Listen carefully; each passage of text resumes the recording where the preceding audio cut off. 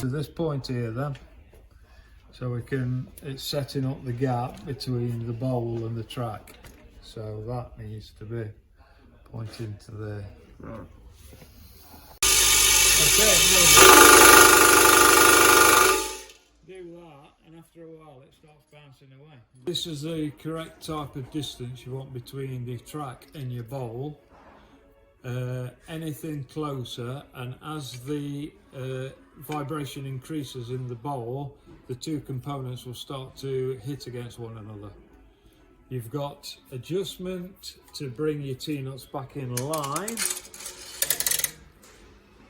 A here on the track arm, B in the center of the bolt that holds the bowl down, and the bolt that's located underneath the bowl. Yeah.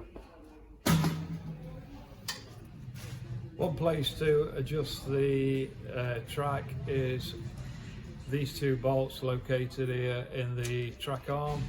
This gives you movement from left to right or from side to side. The main place to alter the bowl is with this cap head bolt located underneath the bowl.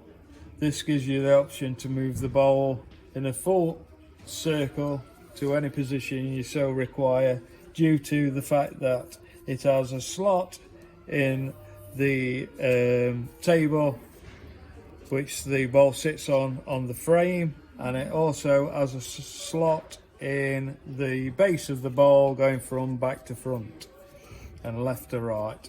So that gives you the full option of moving the bowl to any position you want. The cap head bolt in the centre of the bowl gives you a slight adjustment if the gap is too large or too small from the end of the bowl to the track. And a key point is never remove the washer which is located under the cap head bolt.